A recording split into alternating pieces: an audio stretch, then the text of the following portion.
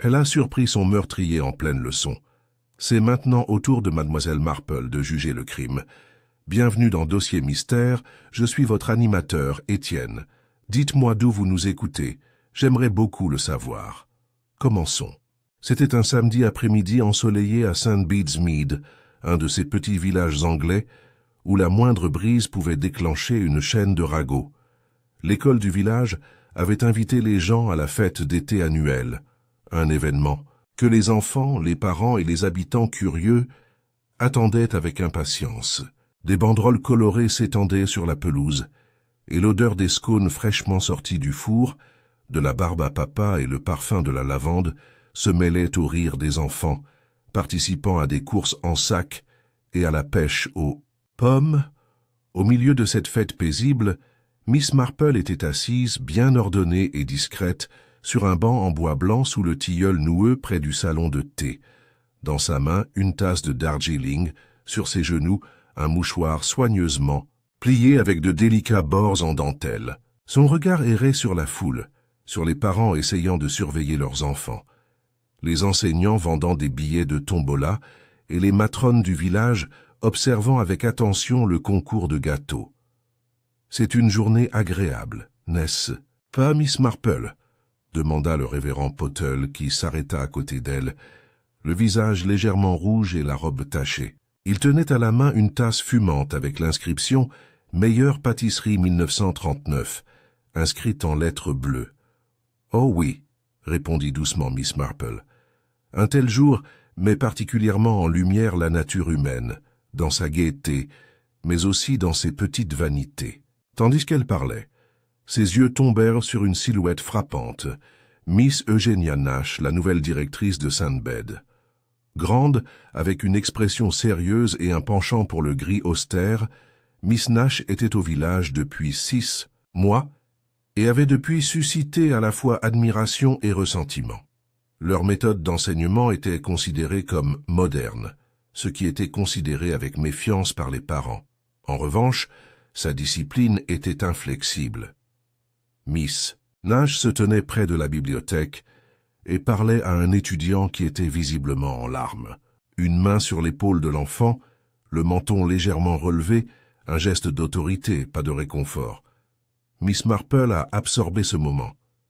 Elle n'avait fait la connaissance de Miss Nash que brièvement, mais quelque chose chez cette femme semblait contrôlée, comme une horloge qui ne tourne pas mais qui se tait si on la regarde de trop près.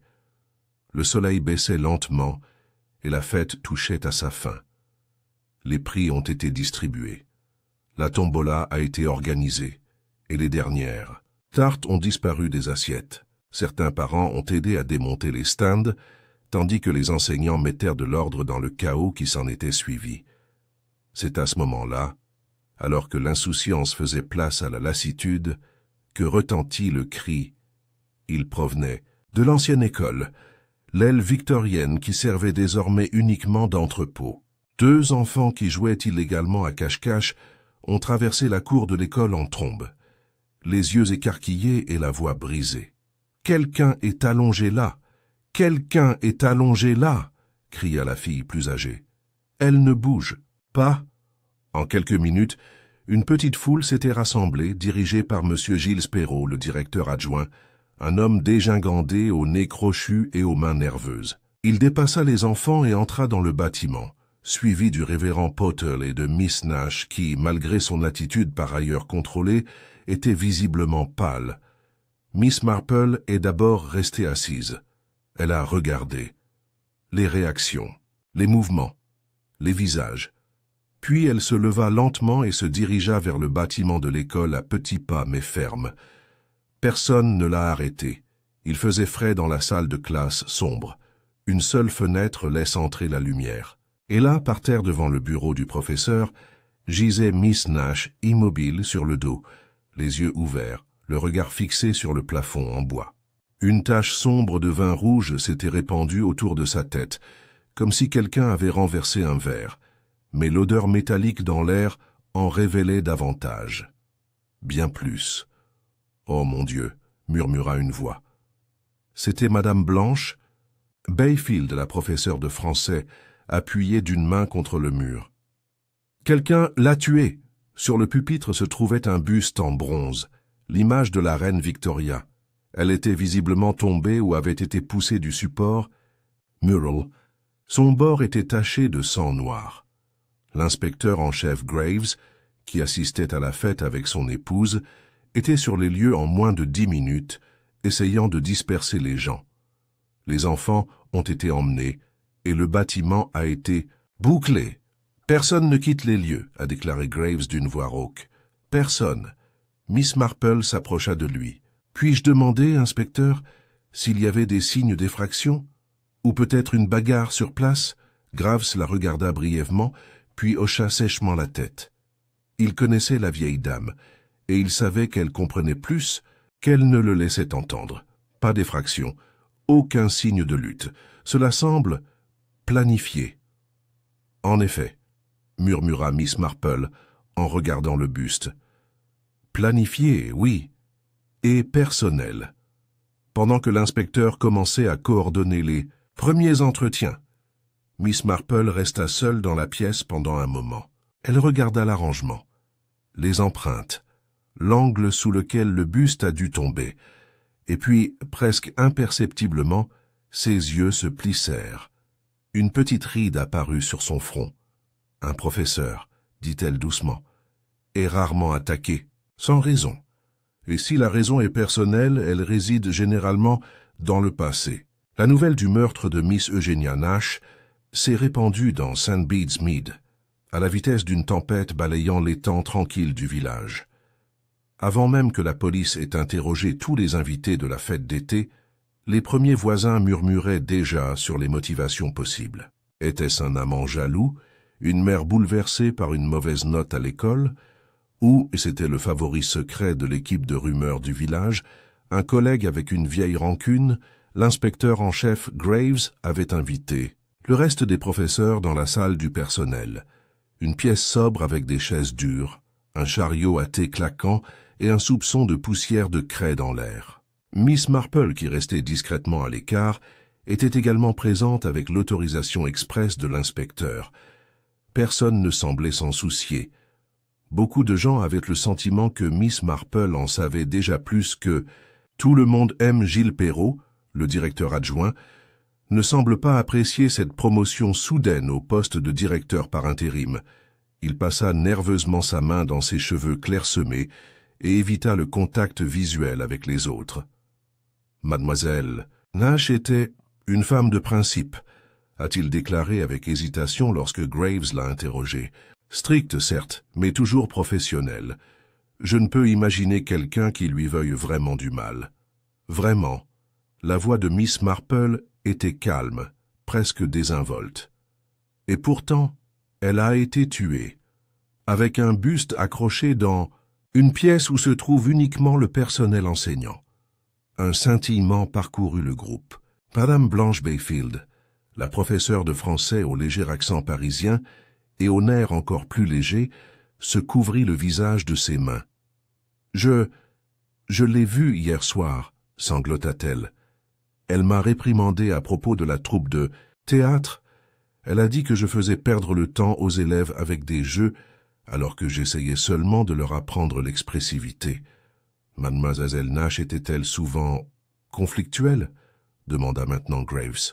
Elle a exprimé clairement son point de vue, a répondu prudemment M. Perrault. Et elle n'était pas particulièrement populaire. Je veux dire, elle a introduit des réformes. Elle a changé le canon littéraire. Elle a assoupli l'uniforme scolaire. Et puis cette nouvelle échelle de notation qu'elle a apportée avec elle, complètement déroutante. Il y avait des tensions, bien sûr. Miss Marple se pencha légèrement en arrière. Elle observait une femme en particulier, Miss Carol Denning, la jeune professeure d'art, âgée d'à peine 25 ans. Ses cheveux roux étaient tirés en chignon lâche et elle semblait étonnamment calme, trop calme, presque froide. Ses yeux étaient fixés sur un point invisible, ses mains étaient toujours sur sa jupe. « Et où étiez-vous, Miss Denning, lorsque le cri a retenti ?» demanda Graves. « J'étais au poste de peinture. Les enfants utilisèrent de la peinture au doigt. Je les aidais à nettoyer. Peut-être que Sally Mallory pourra le confirmer. Elle est l'une des élèves. Miss Marple hocha lentement la tête. « Et les enfants ont-ils aimé Miss Nash ?» Carol hésita, puis dit « Ils la respectaient. Certains avaient peur d'elle. Mais elle n'était pas une femme avec qui rire. Elle attendait de l'obéissance. »« Intéressant, » murmura Miss Marple. « Et pourtant, elle semble s'être trop rapprochée de quelqu'un. » L'inspecteur se redressa. « Mademoiselle Marple, si vous avez des informations, s'il vous plaît, dites-les ouvertement. »« Oh, je n'ai aucune piste, inspecteur, seulement des impressions. J'ai remarqué au fil des années qu'une personne est rarement tuée à cause d'un acte répréhensible récent. C'est généralement quelque chose qui couve depuis longtemps. Un vieux affront, une culpabilité, une humiliation qui n'a jamais été complètement surmontée. C'est donc une motivation personnelle. Oh oui, et sauf erreur majeure, ce motif ne réside pas dans le peu de temps passé par Miss Nash ici à St. Bede's Mead, mais plutôt dans le passé. Graves fronça les sourcils. « Tu veux dire que quelqu'un l'a suivi du passé ?» Miss Marple resta silencieuse, mais sourit gentiment. Ou quelqu'un a découvert qui elle était. Le soir, le calme revient au village, mais l'ambiance est sombre. Dans la Rosenstrasse, les volets étaient fermés plus tôt que d'habitude, et les conversations sur les clôtures de jardin étaient plus discrètes. Miss Marple, cependant, était assise dans son salon, comme elle le faisait souvent, avec une bougie sur la table d'appoint, un morceau de tricot à la main, mais elle ne la remarquait presque pas. Il y avait devant elle un cahier dans lequel elle griffonnait parfois une pensée. Nom, foi, relation. Une visite discrète fut annoncée par un coup hésitant. Lorsqu'elle l'ouvrit, Mary Ann Clitheroe se tenait devant elle, une jeune femme, timide d'environ 19 ans, ancienne élève de Miss Nash et actuellement stagiaire à la maternelle. « Miss Marple, » commença-t-elle précipitamment, « je ne sais pas si j'ai le droit de dire ça, mais j'ai vu Miss Nash se disputer avec Monsieur Perrault, avant-hier dans l'ancienne salle des archives. À propos de quoi ?» Mary Ann hésita. « Je n'ai entendu qu'un seul mot. Réprimande. Et puis, il l'a traité de démon. » Miss Marple la remercia calmement, lui tendit une praline de la boîte et lui dit au revoir avec un signe de tête amical. Dès que la porte fut refermée, elle murmura « Un démon ». C'est un mot inhabituellement fort pour un éducateur. Tard dans la nuit, Miss Marple retourna à nouveau à l'ancienne école accompagnée de Graves, qui faisait désormais de plus en plus confiance à son instinct. La scène du crime a été scellée, mais l'inspecteur a ouvert la porte. Que cherchons-nous?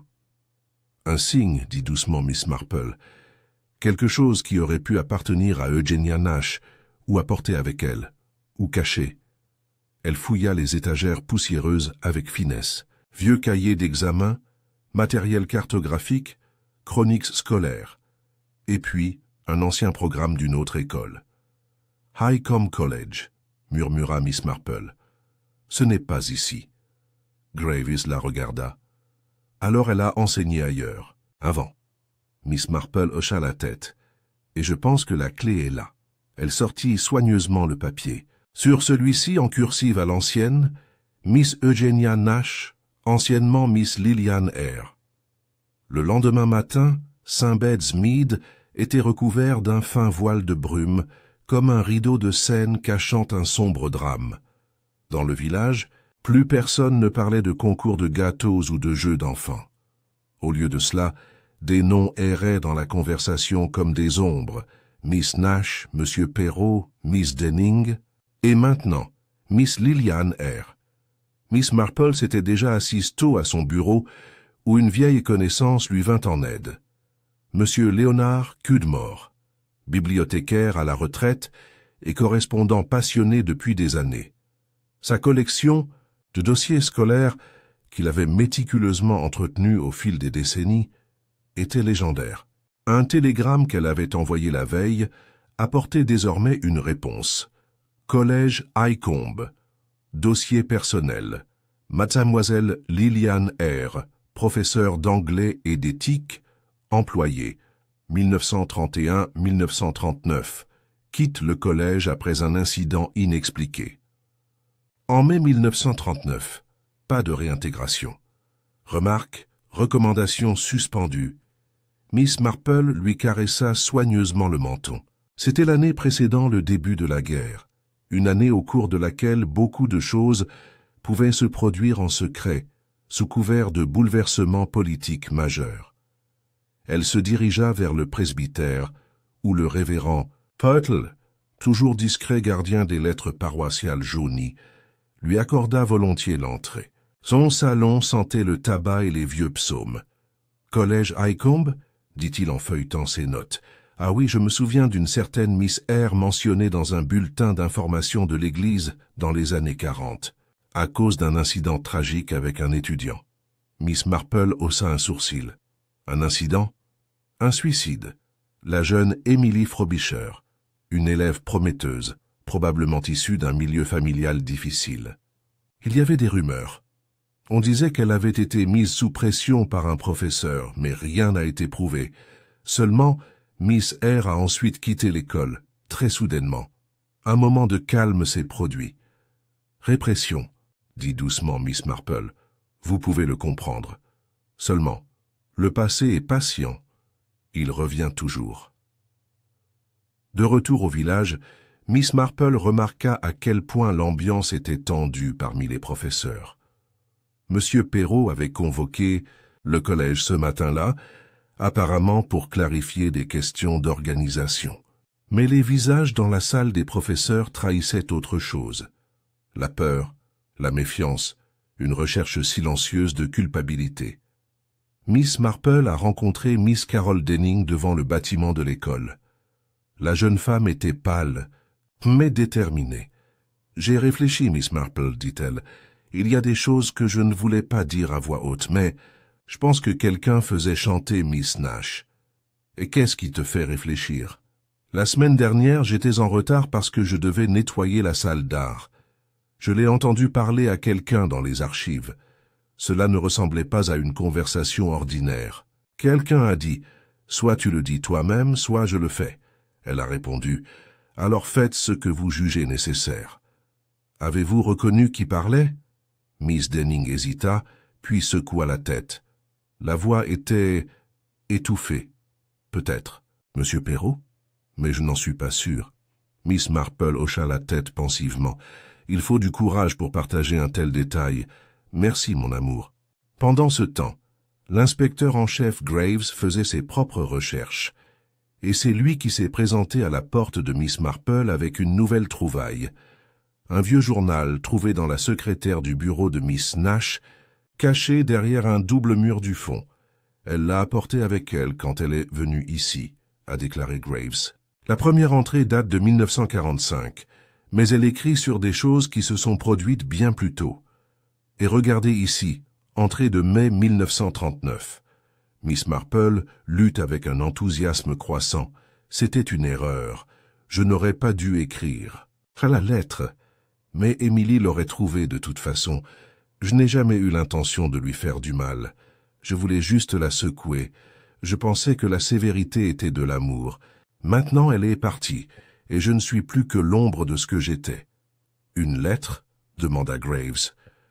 Peut-être une lettre de menace, murmura Miss Marple, ou quelque chose qui a submergé émotionnellement la jeune fille. Cela correspondrait à ce que le révérend Potter a dit. Graves croisa les bras. Donc Miss Nash était indirectement responsable de la mort de cette fille, et quelqu'un ici l'a découvert. Ne vous contentez pas de vous renseigner, dit calmement Miss Marple. Je pense que quelqu'un a été directement touché. Tu veux dire un parent ou une étudiante, une ancienne étudiante, quelqu'un qui ne pourrait jamais oublier le nom de Miss Liliane R. et qui a reconnu qui elle était aujourd'hui. Dans l'après-midi, Miss Marple s'est rendue au bureau de poste, où elle a eu une longue conversation avec Madame Lydia Pratt, la commis des postes, qui ne manquait généralement aucun détail. Mademoiselle Nash. Oh oui, Elle recevait souvent des lettres, sans adresse de retour. Des enveloppes grises, toujours adressées à la main. Une est arrivée la semaine dernière. Je m'en souviens parce qu'elle était particulièrement lourde. Du papier épais, et elle était très nerveuse quand elle la recevait. Tu te souviens quand exactement? Lundi vers 10h30. Miss Marple remercia poliment et sortit. Lundi était le jour où Miss Nash s'enfermait dans la salle du personnel avec Monsieur Perrault pour une longue conversation. Et lundi était aussi le jour où, selon Marianne Clitheroe, elle s'est disputée avec lui. Un modèle a commencé à émerger. Miss Marple le sentit, comme une broderie composée de nombreux fils apparemment sans lien. Le soir, le presbytère fut le lieu d'une autre réunion. Cette fois, Miss Marple s'était invitée. Était-elle présent l'inspecteur Graves, le révérend Pottle, M. Perrault et, étonnamment, Carol Denning. « Je pense qu'il est temps que nous parlions de noms », commença Miss Marple avec son calme habituel. « Pas seulement à propos des noms que vous portez, mais aussi de ceux que vous enterrez. » Elle sortit le registre scolaire, l'extrait de Highcombe. Mademoiselle Eugénia Nash était autrefois Miss Lillian Eyre, et sous ce nom elle a conduit une jeune vie à la mort par une sévérité excessive. Tout le monde était silencieux. Mais ce qui est bien plus intéressant, a-t-elle poursuivi, c'est que quelqu'un ici était au courant, quelqu'un qui avait un lien direct avec cet enfant, et qui a commis le meurtre non pas avec émotion, mais avec une main ferme, comme un essai dont la conclusion est claire depuis longtemps. Grave fronça les sourcils. « Parlez-vous de quelqu'un qui a des intentions de vengeance ?»« Pas de vengeance, inspecteur, justice. Du moins, c'est ce que ressent l'agresseur, et je pense que nous sommes très proches de lui. » Miss Marple regardait directement M. Perrault, qui se tendait sur sa chaise. « Votre mère, dit-elle doucement, était Émilie Frobisher, n'est-ce pas ?» Pendant un long moment, personne ne dit rien. M. Giles Perrault, dont les traits normalement nerveux, était habituellement marqué par une gentillesse distraite, était maintenant assis, pétrifié. Les couleurs de son visage disparurent, et ses doigts agrippèrent le bras du fauteuil, comme s'il essayait de s'accrocher à quelque chose qui menaçait de perdre l'équilibre. « Je ne sais pas de quoi vous parlez, » dit-il finalement, la voix brisée, mais Miss Marple inclina légèrement la tête, comme pour réprimander un étudiant qui venait d'être surpris en train de mentir. « Son deuxième prénom est Frobisher. Ce n'est pas vrai. »« Jill Frobisher Perrault. Sa mère n'a jamais été mariée. Votre acte de naissance ne nomme pas de père, mais Émilie Frobisher est répertoriée. Je m'en souviens parce que lorsque j'étais jeune fille, j'ai rencontré sa tante lors d'un enterrement. » À Torquay. À ce moment-là, Émilie était déjà décédée et sa grand-tante a parlé de la perte tragique d'une jeune fille prometteuse. Graves se redressa sur sa chaise. « Est-ce vrai, monsieur Perrault ?» Perrault baissa les yeux. Puis il acquiesça presque imperceptiblement.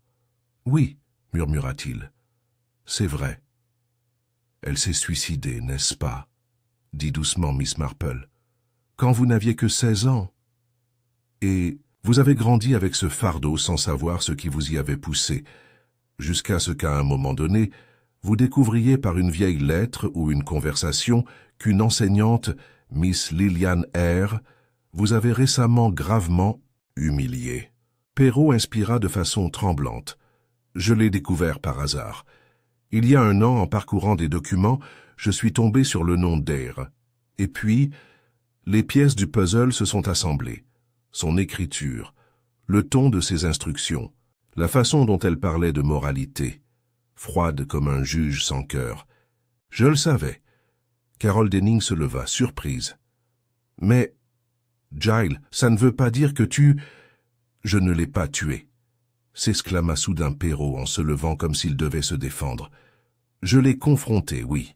Je voulais qu'elle prenne ses responsabilités, qu'elle dise enfin ce qu'elle avait fait. Mais elle s'est moquée de moi. Elle a dit que je devrais être heureuse d'être encore au monde et que ma vie ne l'intéressait plus. » Miss Marple le regarda droit dans les yeux. « Et c'était 2 jours avant sa mort ? Et où étiez-vous l'après-midi de la fête ? » J'étais dans la cour de l'école. J'ai aidé au démontage. J'étais aux tables, en marge. Graves a pris note. Vous n'avez pas été vu. Personne n'a confirmé votre présence pour le moment. Je ne suis pas le seul à ne pas avoir d'alibi, intervint Perrault. Et Blanche Bayfield, ou Miss Denning? Miss Marple leva la main pour l'apaiser. Certainement. Il y a plusieurs personnes sans alibi vérifiable. Mais il y a une question qui m'intéresse plus que vos déplacements, monsieur Perrault. Si vous ne l'aviez pas tué, qui l'aurait voulu? Perrault se taisait, le regard vide. Plus tard dans la soirée, dans la douce lumière de la lampe à huile, Miss Marple s'assit de nouveau à son petit bureau. Devant elle se trouvait une liste de noms, un emploi du temps et un croquis du bâtiment scolaire. Elle fit une pause, alors que ses yeux tombèrent sur une pièce minuscule, presque négligée dans le croquis, l'ancienne salle de préparation musicale, une pièce de stockage, à peine utilisée depuis des années. Le lendemain matin, elle a demandé à l'inspecteur Graves de revenir avec elle. Avec l'agent Finch, ils ouvrirent la lourde porte en bois. La pièce était poussiéreuse, étouffante, mais dès qu'ils entrèrent, Graves remarqua une enveloppe soigneusement placée entre deux vieux pupitres. Il enfila des gants en latex et ouvrit la lettre. C'était un poème manuscrit, d'une écriture soignée, presque enfantine. Elle a pris la voix, elle a pris la lumière, j'ai enterré mon cœur dans le devoir du devoir. Un enfant honteux, un mot fantôme, et personne n'enlève les jeunes. Miss Marple lut les lignes plusieurs fois, puis murmura, pas un acte de vengeance, pas un accès de rage, mais une litanie. Grave la regarda.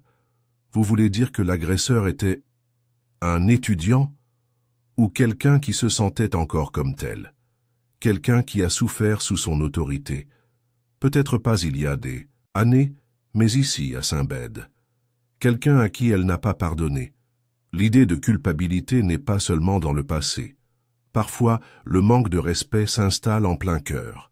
Pendant ce temps, la vie quotidienne à l'école a repris, avec un mélange de façade pratiquée et de silence nerveux. Miss Denning a rencontré Miss Marple sur le chemin de la salle des professeurs. « Penses-tu vraiment que Giles est innocent ?»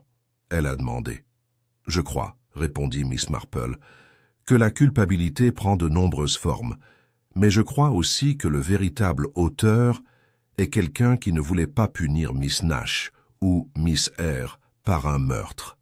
Mais il voulait lui faire avouer quelque chose. Quand cela ne s'est pas produit, tout ce qui restait était le silence.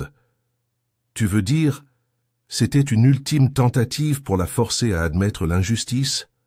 Peut-être, dit Miss Marple, ou essayer de vous faire entendre. Cet après-midi-là, Graves apporta une nouvelle. L'empreinte digitale sur le poème correspondait à celle d'un étudiant, Simon Telford, âgé de 15 ans, connu pour son talent en poésie, mais aussi pour ses accès de colère silencieux. C'est un pupille, a expliqué Graves. Ses parents sont morts dans un accident de voiture. Il vit avec son oncle depuis 2 ans, et il a eu plusieurs conflits disciplinaires avec Miss Nash. Miss Marple se souvenait d'une enfant pâle et renfermée qui se tenait parfois seule à la fenêtre pendant que d'autres jouaient. « J'aimerais lui parler, » dit-elle. Graves hésita. « Es-tu sûr ?»« J'ai parlé à des personnes complètement différentes, » a-t-elle répondu avec un léger sourire. « Les criminels sont souvent des gens normaux, et les personnes blessées sont plus susceptibles de parler à quelqu'un qui peut les écouter. » Lorsque Miss Marple a confronté Simone en présence d'un officier, le garçon était affalé sur la chaise. Ses mains reposaient toujours sur ses genoux. « Je t'ai entendu écrire de la poésie », commença-t-elle agréablement. Simon hocha la tête presque imperceptiblement. Ce qui se passe dans cette pièce était très beau, triste, mais beau. Je voulais que quelqu'un le lise, murmura-t-il. « Que vous a fait Miss Nash, Simon ?» Il la regarda. Il y avait dans ses yeux une expression que Miss Marple avait souvent vue chez les personnes âgées, la lassitude face à trop de déceptions. Elle a dit que j'étais comme ma mère, qu'elle aussi était faible. Cette faiblesse était une malédiction qui devait être éradiquée. « Et ta mère » Elle était son élève à Highcombe. Miss Marple se figea un instant. Emily Frobisher était ma grand-mère. Et elle s'est suicidée. Maman ne s'en est jamais remise. Elle est devenue différente. Jusqu'au bout. Simon baissa la tête. « Je n'ai pas tué Miss Nash », a-t-il déclaré. Mais je lui ai écrit. Je voulais qu'elle sache que je savais. Miss Marple ferma les yeux. Puis elle posa doucement sa main sur son épaule. « Je te crois, Simon. » Et pourtant, elle savait que l'agresseur était toujours en liberté, que quelqu'un d'autre avait joué la dernière note de ce jeu, avec la précision d'un chef d'orchestre expérimenté. Simon Telford avait été acquitté, du moins au sens moral. Il n'y avait aucune méchanceté dans ses propos, aucun signe qu'il était capable de violence. C'était de la tristesse, et un cri silencieux pour la justice. Miss Marple l'avait ressenti, non pas avec ses oreilles, mais avec son cœur. Mais le fait de réaliser que Simon n'était pas l'agresseur n'a apporté aucun soulagement. Au contraire, le filet s'est resserré. Celui qui avait tué Miss Nash était quelqu'un de subtil, délibéré, et probablement beaucoup plus connecté émotionnellement à elle qu'il n'y paraissait à première vue.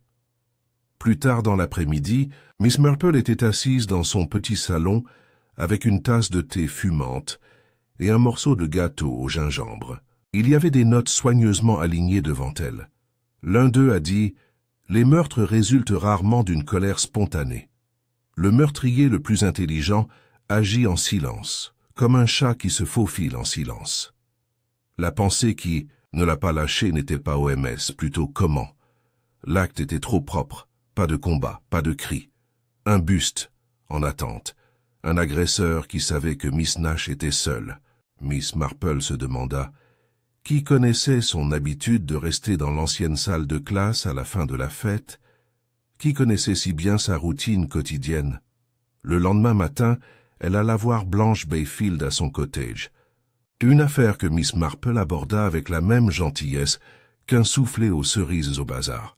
« Blanche, mon amour, » commença-t-elle en s'asseyant, « j'espère que je ne te dérange pas. Je voulais juste parler brièvement de la troupe de théâtre. » La troupe de théâtre. Blanche semblait visiblement surprise, mais aussi soulagée que la conversation semble s'être transformée en un territoire inoffensif. « Oh, eh bien, nous avions prévu une petite production, La Mouette de Tchekhov, un peu ambitieux. Peut-être, mais je pensais que les enfants pourraient apprendre de la profondeur des personnages. » Et Miss Nash était contre. Blanche hocha la tête. Elle a qualifié cela de bavardage sentimental et a déclaré que cela n'apportait aux étudiants qu'une rêverie inutile. Miss Marple but une gorgée de thé. « Et cela vous a offensé. » « Eh bien, bien sûr, j'ai étudié la littérature. Je crois au pouvoir des histoires. Miss Nash croyait simplement à la discipline. » Miss Marple posa soigneusement la tasse. « Blanche, as-tu déjà été amie avec elle? Avant, je veux dire ?» La question frappa Blanche comme une piqûre d'épingle. Elle parut pétrifiée un instant. « Pourquoi tu demandes ça? » « Parce que je pense que vous en saviez plus sur Miss Nash que vous ne l'aviez laissé entendre auparavant. Je pense même que vous la connaissiez avant. Peut-être grâce à votre entraînement. » Blanche se leva et se dirigea lentement vers la fenêtre, mains croisées devant la poitrine. « Elle n'était pas Miss Nash quand je l'ai rencontrée, » dit-elle finalement doucement. « Elle s'appelait Lillian Eyre. Nous sommes allés dans la même école de formation d'enseignants. Elle était brillante, stricte, froide, et je l'admirais. Jusqu'à ce qu'elle te trahisse. » Blanche se retourna, les yeux soudain larmoyants. Elle m'a dénoncé devant le jury d'examen pour avoir organisé un spectacle scolaire non autorisé. Elle a dit que j'étais une menace pour l'intégrité éducative. J'ai failli être expulsé de l'école, et c'est à ce moment-là que j'ai réalisé que Liliane n'était pas une amie. Et pourtant, tu ne l'as pas confrontée plus tard. Non, je pensais m'en être remis. Je pensais que je pourrais lui pardonner quand elle est soudainement apparue, ici, en tant que nouvelle directrice. Mais tout était là, à nouveau. Sa voix, son apparence, ses jugements. Miss Marple la regarda longuement. Puis elle demanda très calmement, « Blanche, étais-tu dans l'ancienne classe l'après-midi de la fête ?» Blanche ferma les yeux. « Non, j'étais dans la bibliothèque. Je voulais être seule, mais personne ne peut le confirmer. »« Me le diriez-vous si vous la tuiez ?» Blanche regarda Miss Marple. « Non, » dit-elle honnêtement. « Je ne l'ai pas tuée, mais je le voulais, depuis longtemps. Et je lui ai écrit la lettre que tu as trouvée. Le poème était le mien, pas celui de Simon. » Les yeux de Miss Marple s'écarquillèrent légèrement. « Je l'ai laissé dans la pièce de manière anonyme. Je voulais qu'elle le lise, pour comprendre ce qu'elle a fait, pour réfléchir sur elle-même. Mais je ne l'ai pas touchée. » « Alors, peut-être que tu sais qui c'était ?» Blanche hésita. « J'ai vu quelque chose. Après la fête, quand je suis revenu du jardin, j'ai vu Carol Denning sortir de l'ancienne salle de classe. Elle avait l'air confuse, comme quelqu'un qui venait de pleurer. Le soir même, Miss Marple alla voir Miss Denning dans sa petite chaumière. La jeune femme était assise sur le canapé en pantalon de survêtement, une tasse de thé à la main, son rouge à lèvres à moitié taché. Elle ressemblait à quelqu'un qui était resté éveillé trop de nuit. « Je sais pourquoi vous êtes ici, » dit-elle, avant que Miss Marple ne puisse parler. « Alors dis-le-moi, » dit doucement la vieille dame, « et dis-le pleinement, parce que je pense que tu portes quelque chose de lourd avec toi. » Carole posa la tasse. Ses mains tremblaient. « J'étais dans cette pièce, » dit-elle doucement. « Mais je ne l'ai pas tuée, c'était trop tard. Elle était déjà là. Et pourquoi tu ne l'as dit à personne? Parce que je savais ce que cela signifierait. Je lui avais crié dessus une semaine auparavant, devant d'autres personnes, parce qu'elle avait fait honte à une de mes élèves, en public. La petite avait eu une crise d'épilepsie, et Miss Nash l'avait traitée de chercheuse d'attention. Les larmes montèrent aux yeux de Carole. Je l'ai insultée. J'ai dit qu'elle était cruelle, qu'elle n'avait pas le droit de se qualifier d'enseignante. Tout le monde l'a entendu, et je pensais que si je disais que je l'avais trouvée, les gens penseraient que c'était moi. Vous avez quitté les lieux. » Carole hocha la tête. « J'avais tellement peur. » Miss Marple posa doucement une main sur son épaule. « La peur n'est pas un crime, Miss Denning, mais le silence peut l'être. » Plus tard, alors que Miss Marple revenait dans le silence du soir, quelque chose changea dans son esprit. Un vieux souvenir, une histoire qu'elle a entendue un jour d'un prêtre. Un meurtre est comme un écho. Il suffit d'écouter suffisamment longtemps pour savoir d'où vient le son. Elle pensait maintenant savoir d'où il venait, mais ce n'était pas encore le moment de le révéler. Pas encore. La journée suivante commença par un calme étrange sur St. Bedsmead. Un silence non pas paisible mais tendu, comme l'instant avant qu'un orage n'éclate. À l'école, les enseignants comme les élèves essayaient de revenir à la routine. Mais les enfants sentaient l'inquiétude des adultes, et il n'y avait pratiquement pas de rire pendant les récréations. Miss Marple, quant à elle, était assise dans la bibliothèque, regardant une petite fenêtre voilée par la brume matinale.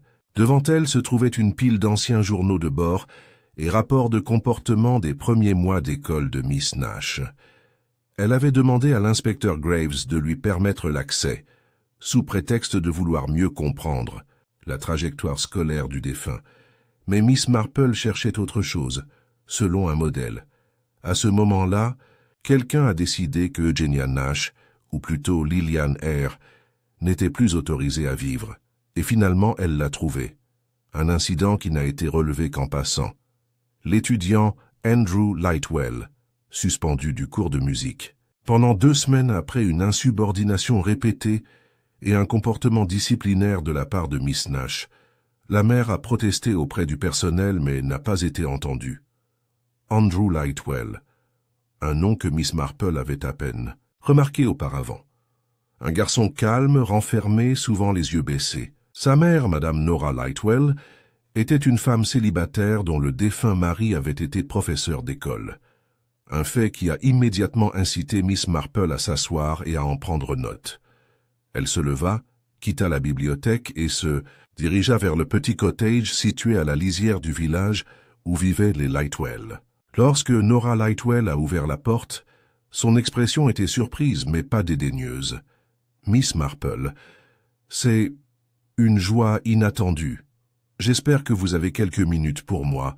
Je voulais parler de votre fils, Andrew. » Nora la conduisit dans le salon. C'était propre, presque méticuleusement entretenu. Il y avait des photos encadrées sur la cheminée. L'une d'elles montrait un homme sérieux vêtu d'une robe d'enseignant, apparemment le défunt mari de Nora. « Et Andrew ?» demanda-t-elle prudemment. « Je me demande s'il s'entendait bien avec Miss Nash. » Nora hésita. Pas vraiment, il la craignait. Il n'a pas beaucoup parlé depuis qu'elle est arrivée ici. Et après l'incident du cours de musique, il a complètement arrêté de chanter. Avant, la musique était sa passion. Mais elle l'a exposée, devant toute la classe. Et tu t'es plaint. Oui. Je suis allé voir Monsieur Perrault, mais il a juste dit que Miss Nash avait la discrétion pédagogique. J'ai été refoulé. Comment Andrew a-t-il réagi à cela?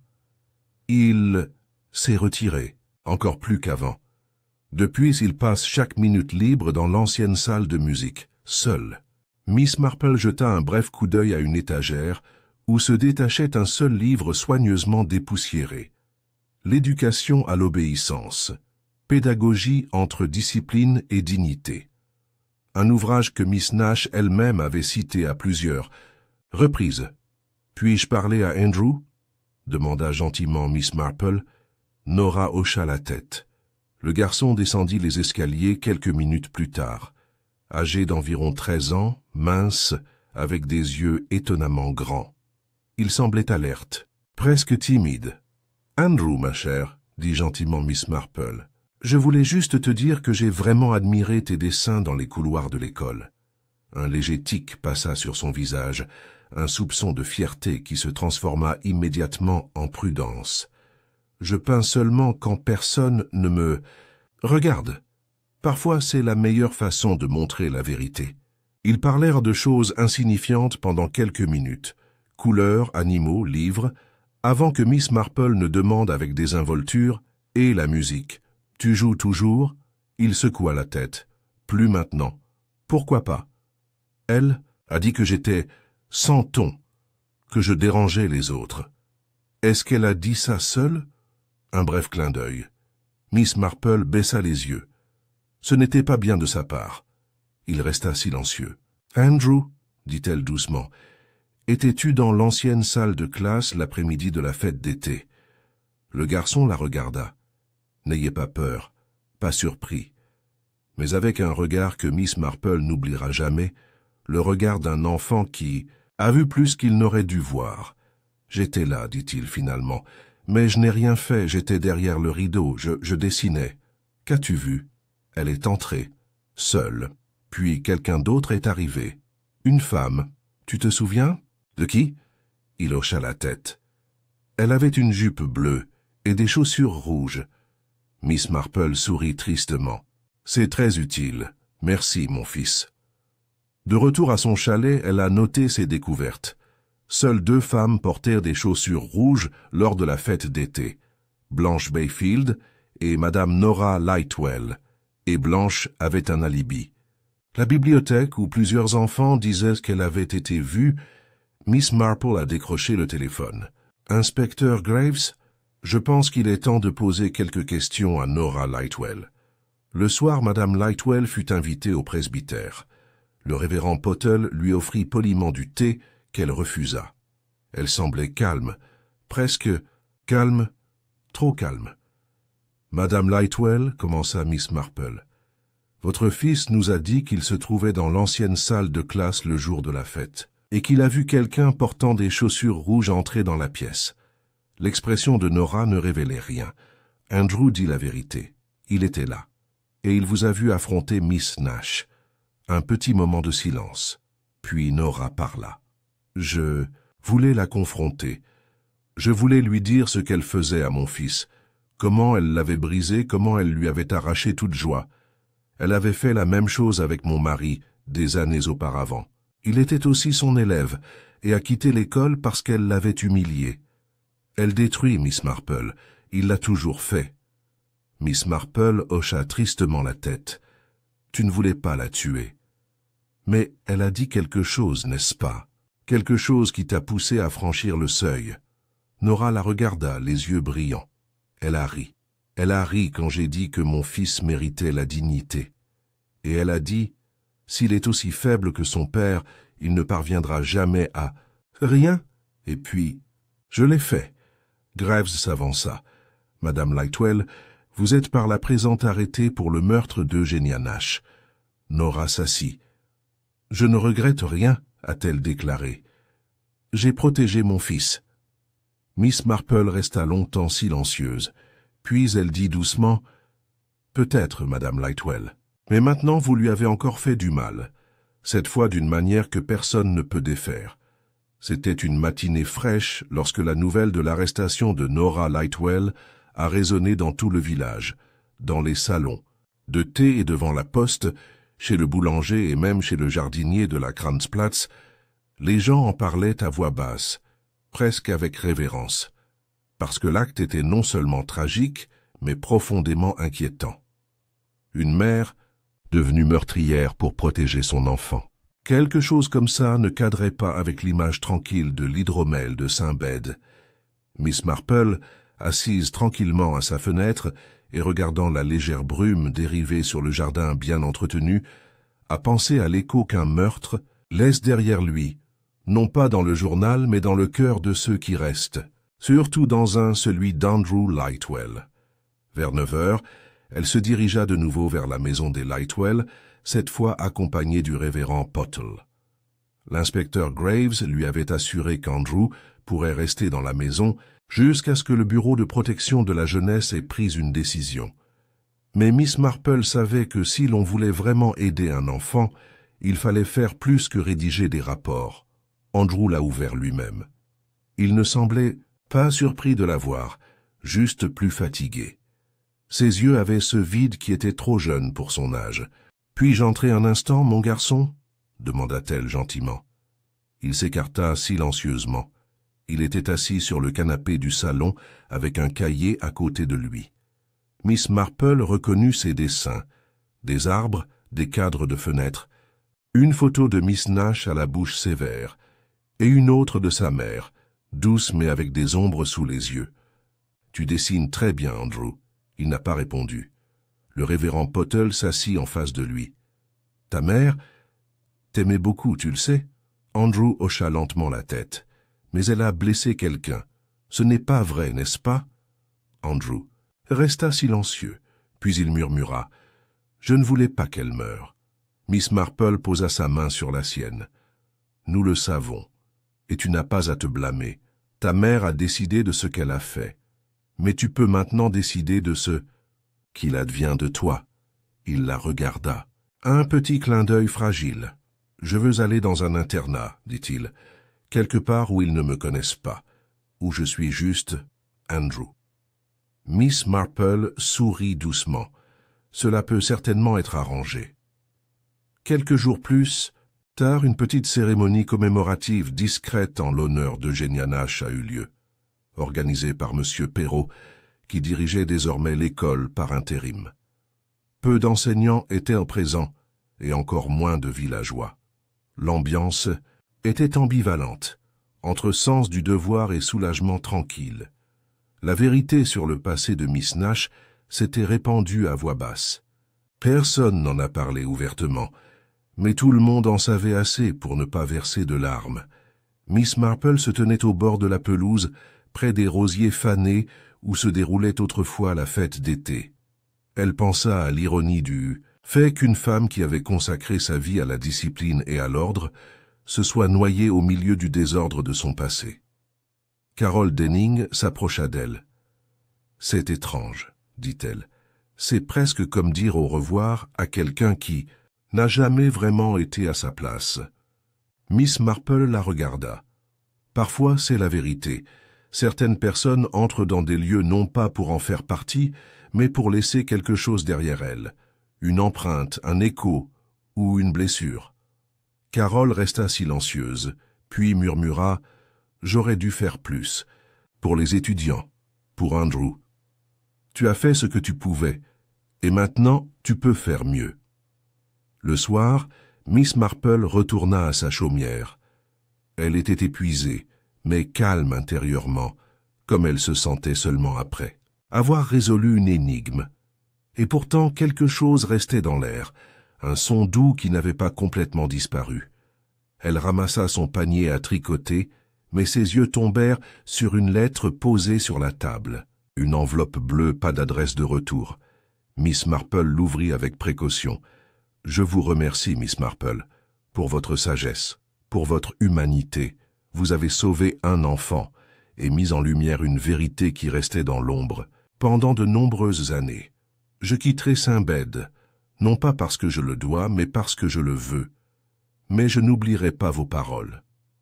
C.D. » Miss Marple plia lentement la lettre et la plaça dans un petit compartiment de son bureau.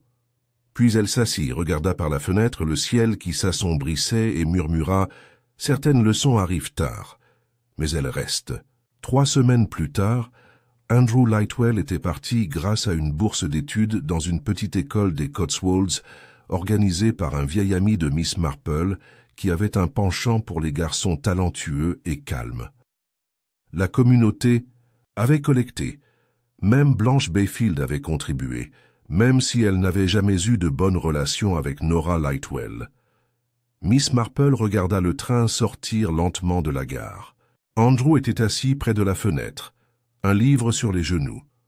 Lorsqu'il aperçut Miss Marple, il leva la main, un signe bref et silencieux. Elle a juste hoché la tête. L'inspecteur Graves se tenait à côté d'elle. « Une fin tragique, » dit-il doucement. « Ou un début prudent, » répondit Miss Marple.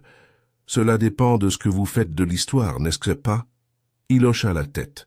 « Je n'aurais jamais pensé qu'une femme comme Nora Lightwell serait capable de quelque chose comme ça.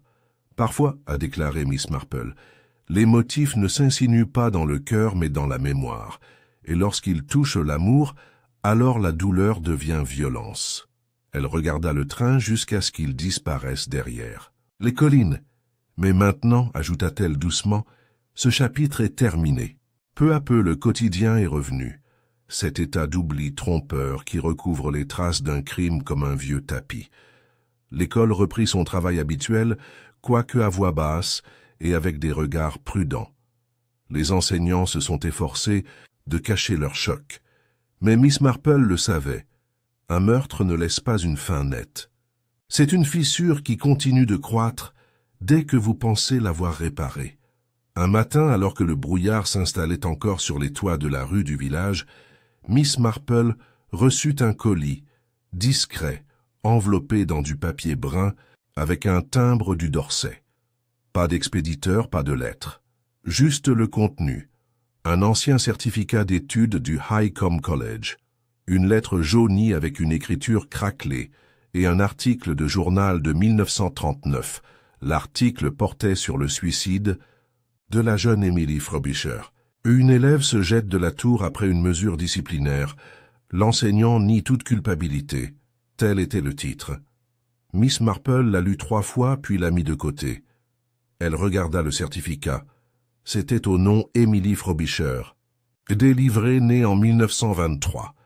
Ses notes étaient excellentes, à l'exception d'un domaine, éthique et leadership personnel médiocre.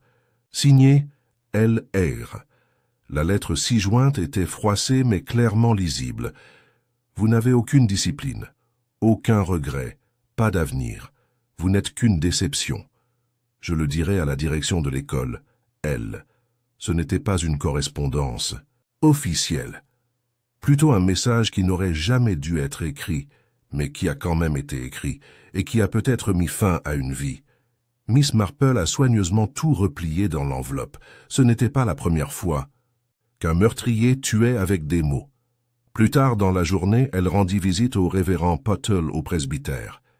Elle étala les documents sur la table, et le curé lut en silence. Cette femme n'a jamais assumé ses responsabilités, a-t-il finalement déclaré. Pas pour Émilie, Pas pour Andrew, pas même pour lui-même. Miss Marple hocha la tête. Et pourtant beaucoup l'admiraient, parce qu'elle était claire, inflexible, forte. Elle était une enseignante comme on l'imagine dans les vieux romans, mais avec un cœur de pierre. Peut-être pas Stein, dit pensivement Miss Marple. Peut-être plus par peur. Les gens aiment sa faiblesse face à la peur. Ils la combattent comme si elle était contagieuse. Le révérend Pottle a examiné les documents. Et pourquoi penses-tu que tu as tout ça? Parce que quelqu'un veut que cela se sache. Une conscience ou regretter? Le lendemain, Miss Marple reçut une visite. C'était Gilles Perrault. Il entra prudemment, s'asseyant raide sur le bord du canapé comme s'il pouvait se relever à tout moment. « J'ai entendu dire que vous aviez de nouvelles informations sur le passé de Miss Nash, » dit-il doucement. Miss Marple lui tendit l'enveloppe sans dire un mot. Qu'il en sortit le contenu et se figea. « C'est la lettre que ma mère a reçue à l'époque. Ma grand-mère ne l'a jamais jetée. Elle était dans une vieille boîte de conserve. »« Et tu me l'as envoyée ?» Il secoua la tête. « Non. Je l'ai brûlée. Je ne voulais pas que quiconque lise ça. Je pensais que si je le détruisais, la colère disparaîtrait aussi. » Miss Marple haussa un sourcil. Ensuite, c'était quelqu'un d'autre. Quelqu'un qui voulait que la vérité demeure. Giles regarda le journal. Puis il a dit « Vous savez, je détestais Miss Nash, mais je n'ai jamais voulu qu'elle meure. Et maintenant, je ne peux même pas faire mon deuil. » « Le deuil n'est jamais facile, » a déclaré Miss Marple, « surtout quand les souvenirs sont contradictoires. Mais peut-être, le vrai chagrin commence là où l'on ne voit plus les gens comme des idoles ou des démons, mais comme ce qu'ils étaient, des âmes faillibles. » Il hocha lentement la tête. « Je pense quitter l'école. »« Vous pouvez le faire, » répondit-elle. « Gentiment. Ou vous pouvez rester et vous assurer que quelque chose change. » On a peu parlé des anciens événements de l'école, mais beaucoup de choses étaient différentes. Le ton parmi les professeurs s'adoucit. Les enfants ont encore osé rire. La troupe de théâtre, presque abandonnée, commença les répétitions de Le songe d'une nuit d'été, sous la direction de Carol Denning, qui rayonnait d'une nouvelle joie de vivre. Miss Marple est venue un soir à l'une des répétitions. Les enfants lisaient leur partie avec passion, même s'ils riaient en tombant sur des mots. Carol s'approcha d'elle. « Vous savez, dit-elle, je pense que je suis redevenue enseignante. Tu n'as jamais été autre chose, mon amour, mais maintenant tu es aussi humaine. » Carol sourit. « J'ai longtemps pensé à Miss Nash. Je voulais la comprendre, sa dureté, sa froideur. Mais au final, je crois, elle ne voulait pas haïr. Elle ne pouvait tout simplement pas aimer. » Miss Marple resta silencieuse un moment, puis elle dit doucement, c'était peut-être son plus grand crime. Un matin, c'était une journée claire et froide, Miss Marple se tenait dans son jardin avec une tasse de thé à la main. Les dernières feuilles de l'automne tombaient lentement des pommiers.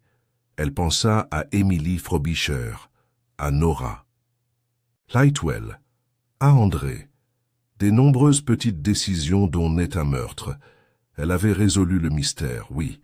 L'agresseur a été dénoncé, mais l'écho de l'histoire demeurerait. Au dossier, dans les rêves, aux yeux des enfants qui ont vu plus que ce que les adultes croyaient. Un facteur est passé par la porte du jardin. « Courrier pour vous, Miss Marple, du Devon. » Elle a accepté l'enveloppe. D'une écriture soignée, on pouvait lire « Andrew Lightwell. » Académie Saint-Hubert, Devonshire. Elle l'a ouvert. « Chère Miss Marple, je voulais juste dire, je me suis installée ici. Je joue à nouveau de la musique. Mon professeur dit que je suis talentueux. J'ai aussi trouvé un ami, j'ai gardé le poème de ma mère. Je pense qu'elle voulait que je sois fort. J'y travaille. Merci de m'aider à garder une voix. André, Miss. » Marple plia la lettre, la plaça soigneusement sur sa bibliothèque et se dit doucement « Peut-être. » C'était la meilleure fin de toutes. Même si le nuage sombre du meurtre semblait s'éloigner lentement de St. Bede's Mead, une ombre subtile restait sur le village, comme une brume humide s'accrochant aux fissures de la pierre même après le soleil. L'enquête officielle a été achevée et l'agresseur a été retrouvé. Mais pour Miss Marple, qui ne faisait jamais confiance à ce qui était simplement visible, l'histoire n'était pas encore terminée. Un après-midi pluvieux, alors qu'un vent sourd battait les branches d'églantier contre sa vitre, elle reçut une visite inattendue. Madame Esther Pottle, l'épouse du vicaire, se tenait à sa porte avec une expression inquiète et un manteau mouillé. « Il s'agit d'un souvenir, Jane, » dit-elle dès qu'elle s'assit et ôta ses gants. « Je ne sais pas si c'est important, mais ça ne me laissera pas partir. » Miss Marple lui a servi une tasse d'Assam.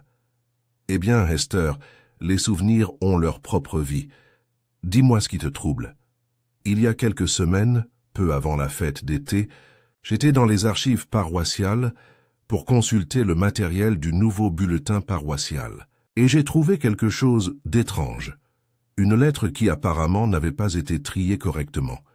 Elle était adressée à une certaine personne, Mademoiselle L.R., adressée à une école du Yorkshire, datée octobre 1939. Les sourcils de Miss Marple se froncèrent légèrement. Donc, quelques mois seulement après le décès d'Emily Frobisher. Oui. Je l'ai lu avant de réaliser que ce n'était pas une histoire d'église. C'était par Madame Alice Robotham. Elle écrivait sur l'état de sa fille, qui avait été instruite par Miss R. Apparemment, la jeune fille avait souffert d'une dépression nerveuse après des mois d'intimidation psychologique de la part du professeur. La mère a supplié Miss R de ne plus avoir de contact. Miss Marple soupira doucement. Une autre trace de l'ombre laissée par Miss R. Je voulais remettre la lettre, mais elle avait disparu lorsque j'ai voulu la montrer plus tard. Miss Marple s'était alors levée et s'était dirigée vers la fenêtre. Cela signifie que quelqu'un l'a supprimée, et peut-être avant que le crime ne soit commis. Esther Pottle la regarda sous le choc. « Mais pourquoi ? Parce qu'il a fourni un mobile, » a déclaré Miss Marple. « Pas pour Nora Lightwell, mais pour quelqu'un qui a découvert cette lettre. Quelqu'un qui y a vu la confirmation finale que Miss Nash avait détruit toute une vie d'étudiant. Peut-être pas en tant qu'auteur, mais comme catalyseur. Et cette personne voulait s'assurer que cela ne se reproduise plus jamais. » Esther était devenue pâle. « Pensez-vous que quelqu'un d'autre aurait pu commettre le crime ?» Miss Marple ne dit rien, mais il y avait une vague certitude dans ses yeux. Le même soir, Miss Marple a emprunté un itinéraire inhabituel. Elle a rendu visite à l'inspecteur en chef Graves dans ses quartiers. Il était assis devant un rapport de conclusion de cas à moitié plein. Lorsqu'elle entra, il leva les yeux surpris mais intéressé. « Mademoiselle Marple, dit-il, qu'est-ce qui t'amène à moi si tard ?»« Un dernier doute, inspecteur, ou peut-être un nouveau départ. » Graves posa le stylo de côté. « J'entends. » Miss Marple a parlé de la lettre manquante, du passé de Miss R. À propos de la possibilité que ce ne soit pas Nora Lightwell, mais quelqu'un d'autre qui aurait pu commettre le crime. Et Nora s'en protégeait. « Tu penses que Nora a fait une confession qui n'était pas la sienne ?»« Je crois, dit calmement Miss Marple, qu'elle s'est sacrifiée pour sauver son fils pas seulement de Miss Nash, mais des autorités, du public, d'un procès destructeur. Elle savait ce que les gens penseraient de son garçon, son isolement, sa colère. Elle pensait qu'on ne le croirait pas. Alors elle a dit « c'était moi ». Graves fronça les sourcils. Mais Andrew avait un alibi, il a dit qu'il dessinait. Un enfant qui peint voit beaucoup de choses. Mais et si ce n'était pas Andrew qui les voyait? Et si la chaussure rouge qu'il a décrite n'était pas du tout celle de sa mère? Plutôt Carol Denning. Elle portait aussi des chaussures rouges, et elle n'avait aucune preuve réelle de son alibi. Elle prétendait avoir trouvé Miss Nash morte, mais c'est facile à dire. Et si elle l'avait blessée et s'était ensuite enfuie? Graves resta silencieux. Puis il dit lentement, « Vous pensez que Miss Denning l'a tuée? Pas par haine, » a déclaré Miss Marple, « mais par peur. Je pense que Miss Nash lui a rappelé sa propre enfance. Peut-être que Carol, elle aussi, a été victime d'un tel professeur. Peut-être qu'elle était juste debout dans la pièce, voulant parler, et quelque chose s'est produit. Un mot, un échange de coups, un moment de panique, et puis le buste est tombé. Mais elle a avoué avoir trouvé Miss Nash morte, parce qu'elle pensait qu'elle était déjà morte, ou parce qu'elle l'espérait. Graves se leva et se dirigea vers la fenêtre. Ce serait une terrible erreur, ou une vérité profondément enfouie, a déclaré Miss Marple. Vous devez lui reparler, mais pas en tant que policier, en tant qu'être humain. Le lendemain matin, Graves et Miss Marple sont allés voir Carol Denning à l'école. Elle se tenait dans la salle d'art vide, triant des pinceaux. Quand elle les vit, elle pâlit. « Tu n'es pas là pour les enfants, n'est-ce pas ?» Graves fit un pas de plus. « Nous voulons juste vous parler, en toute tranquillité. » Carol s'assit lentement. Ses mains tremblaient. Miss Marple posa une enveloppe sur la table. « Cette lettre, dit-elle, vient des archives du presbytère. Elle a été volée il y a des semaines. Nous pensons que vous l'avez trouvée. » Carol regarda le journal. Puis elle dit doucement, « Je l'ai lu. Je ne pouvais pas croire que quelqu'un d'autre ait vécu la même chose. Vous aussi, vous avez souffert sous la direction d'une enseignante comme Miss Eyre, n'est-ce pas? Un clin d'œil.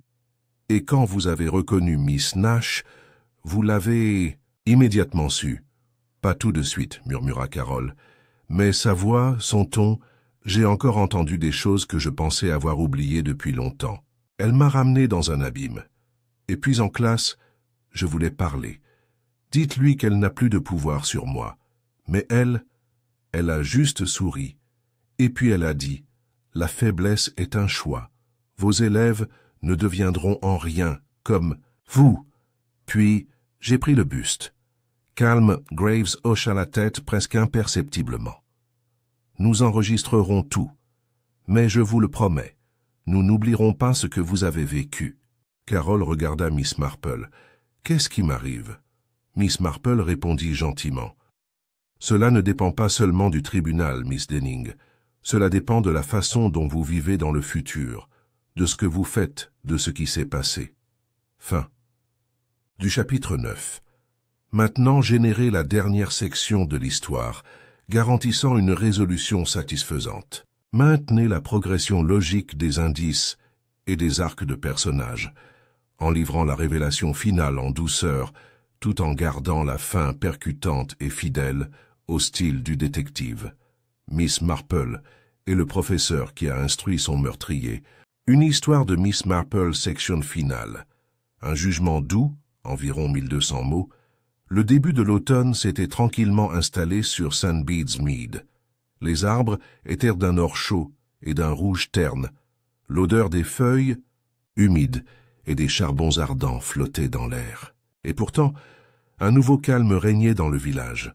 Non pas le silence du silence, mais l'acceptation tranquille qui survient parfois lorsqu'une vérité est découverte, lorsqu'un mystère est résolu. Carol Denning n'avait pas été arrêtée, pas au sens traditionnel du terme.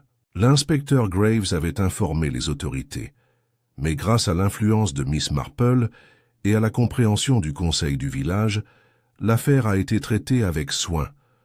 Un rapport psychologique a confirmé que Carol souffrait de réactions post-traumatiques, déclenchées par une expérience d'enfance réactivée par sa rencontre avec Eugenia Nash. L'incident a été qualifié d'homicide involontaire, dans un état de détresse émotionnelle aiguë. Carol a été emmenée à l'hôpital de Bath pour y être soignée. Son mandat à l'école s'est terminé tranquillement, mais pas dans la honte. Beaucoup dans le village qui la considéraient auparavant avec scepticisme parlaient désormais d'elle avec une sympathie tranquille, et à St. Bede's Mead, c'était une forme de pardon. Après tout cela, Miss Marple s'était retirée dans son jardin. Elle n'était pas fière de sa découverte, juste soulagée que la vérité ait enfin été dite. Pour elle, un meurtre n'était jamais simplement un crime. C'était une histoire, une chaîne de décisions humaines qui menait dans une direction sombre. Si vous le compreniez, vous pourriez peut-être empêcher que cela se répète. Par une matinée particulièrement claire, elle rendit visite à Gilles Perrault, qui se préparait à son nouveau poste de recteur. Elle l'a rencontré dans la cour de l'école où il travaillait sur un nouveau projet de jardin avec 2 élèves. « Miss Marple, » dit-il avec un sourire, « vous venez me dire que j'ai mal planté les massifs ?»« Pas du tout, » a-t-elle répondu. « J'aime juste voir quelque chose prendre racine. » Il baissa le râteau. « J'ai beaucoup réfléchi à nos conversations, à ma mère, et aussi à Carole. Elle n'était pas votre ennemie, a déclaré Miss Marple. Je sais. Et pourtant, je n'ai jamais vraiment pu lui faire confiance. Peut-être parce que je me reconnaissais en elle. Moi aussi, j'aurais pu faire une erreur comme celle-là. Miss Marple posa doucement sa main sur son bras. Vous avez choisi de rester. Ce n'est pas une évasion, c'est du courage. Bientôt, 2 choses se produisirent dans le village qui changèrent tout. La première a été la réouverture de la bibliothèque scolaire, repensée, accueillante, avec un mur qui portait le titre « Les voix des étudiants ». Chaque élève était autorisé à y laisser ses pensées, ses poèmes ou ses souvenirs. Une idée de Blanche Bayfield, inspirée de la lettre d'Andrew Lightwell. La deuxième était la petite exposition au centre communautaire, les multiples visages de Saint Bède, dans lequel les étudiants avaient dessiné des portraits de leurs professeurs. Miss Nash était également parmi eux. Pas idéalisée ni diabolisée, mais comme une femme avec des yeux sérieux mais un petit sourire qui n'avait peut-être jamais été exprimé. Andrew Lightwell lui-même a peint le tableau. Miss Marple resta longtemps devant.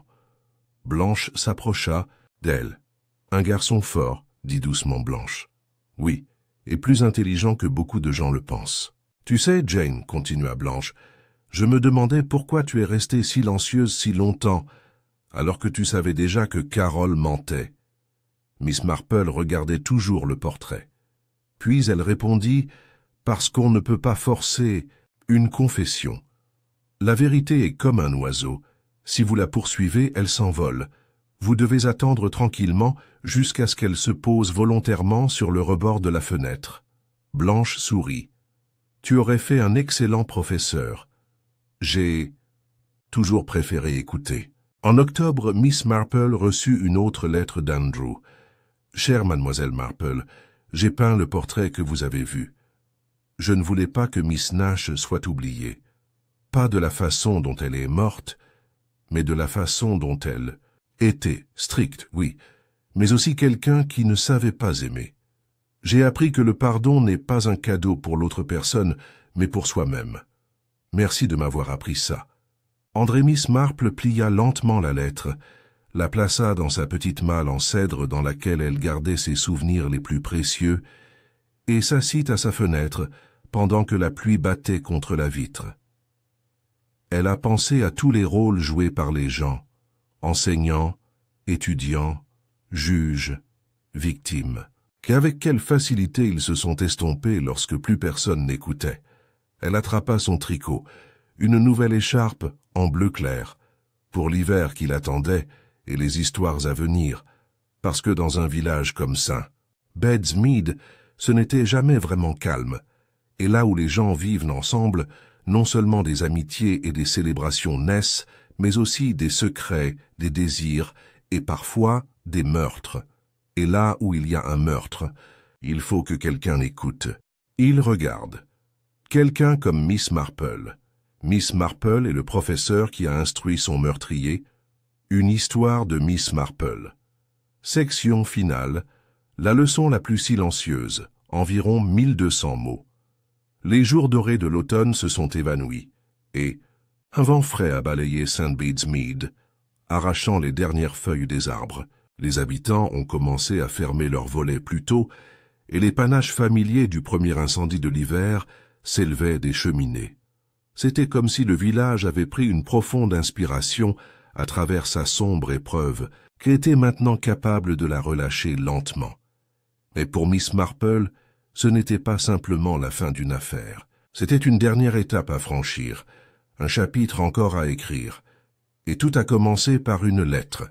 Comme tant de choses cruciales dans la vie, Elle est arrivée discrètement. Une enveloppe de couleur crème, sans adresse de retour, adressée avec une écriture propre et légèrement inclinée. Mademoiselle Jane Marple, Dunmead Cottage, St. Bede's Mead. Elle l'ouvrit avec le coupe-papier qu'un jeune sergent lui avait envoyé lors d'une affaire précédente. Un petit rituel tranquille. Mademoiselle Marple, vous connaissez maintenant la vérité. Pas tous les détails, mais ça suffit. Je n'ai pas jeté le buste, je n'ai pas tué, mais je l'ai laissé mourir. Je suis resté là, je l'ai vu par terre, j'ai vu du sang s'ouvrir comme une fleur sous sa tête, et je suis parti. Je ne savais pas si elle était en vie, je ne savais pas si elle avait besoin d'aide, mais je savais. Je ne la sauverai pas, et c'est à ce moment-là que je l'ai tuée. Miss Marple resta longtemps assise là, lettre à la main, regardant le mur du jardin qui s'assombrissait. La journée était presque terminée, mais quelque chose venait de se terminer. Elle se releva lentement, plia le papier avec le soin d'une bibliothécaire, le plaça dans son tiroir et le ferma à clé. Et puis elle a décroché le téléphone. 2 jours plus tard, elle était assise dans le petit bureau de la salle communautaire avec l'inspecteur en chef Graves. Il avait lu la lettre 3 fois, puis l'avait placée silencieusement devant lui. « Elle n'a pas tué, a-t-il déclaré, mais elle ne l'a pas empêché non plus. »« Un crime moral, » dit calmement Miss Marple, « pas légal. Que suggérez-vous, Miss Marple ?» Elle le regarda doucement mais fermement. « Libérez-la. Pas légalement. Humainement. Elle a déjà sa punition en elle. Plus qu'un tribunal ne pourrait jamais lui imposer. » Graves hocha la tête. Tout comme Nora Lightwell, Karneski a avoué un meurtre qu'elle n'avait pas commis, parce qu'elle pensait que c'était la seule chose qui pourrait sauver son enfant. Un long moment de silence. Puis Graves dit « Ces affaires, Miss Marple, je ne sais jamais si j'en apprendrai plus sur le crime ou sur les gens par la suite. »« Les deux, dit-elle. L'un est difficile à comprendre sans l'autre. Carol Denning n'a pas été réintégrée à son emploi. Elle ne voulait pas ça elle-même. Au lieu de cela, elle a commencé une formation de thérapeute pour les enfants. Ayant vécu des expériences traumatisantes, Miss Marple l'a appris simplement et honnêtement par Blanche Bayfield, qui avait reçu une lettre d'elle. J'ai décidé d'aider des enfants que je ne voyais pas auparavant, parce que j'étais tellement occupé avec ma propre ombre. Maintenant, je les vois, et parfois je me vois aussi. Dans le village, son histoire s'inscrivait dans une sorte de respect tranquille. Les gens ne parlaient pas du meurtre, ils parlaient de ce qui s'était passé. Et dans un endroit comme St. Bede's Mead, cela signifiait le pardon, sans le dire à haute voix. Au printemps de l'année suivante, lorsque les premiers crocus commencèrent à émerger de la terre, Miss Marple reçut un dernier signe, un paquet. À l'intérieur, un tableau encadré, peint à l'aquarelle, Audi. Très fins au ton doux. Dessus, une vieille dame dans le jardin, à côté d'elle une table à thé, une théière, 2 tasses, vides. Des roses blanches fleurissaient en arrière-plan. La femme regardait hors de l'image comme si elle venait d'entendre quelque chose qui avait changé le monde. Très petit, très silencieux. Au fond, il était écrit « Pour la femme qui a tout vu et qui a pourtant attendu que nous le comprenions nous-mêmes. Merci. » 1. Miss Marple sourit. Elle a placé le tableau sur sa cheminée, à côté de l'oiseau en porcelaine du Devon, qui lui rappelait toujours le silence avec lequel un secret se révèle parfois. Puis, elle s'assit dans son fauteuil, reprit son tricot et commença un nouveau. Rangue-point pas parce qu'elle le devait, mais parce qu'elle le savait. La prochaine histoire viendra certainement, et quand elle viendrait, elle écouterait. Très calme, exactement, comme seule Miss Marple le pouvait.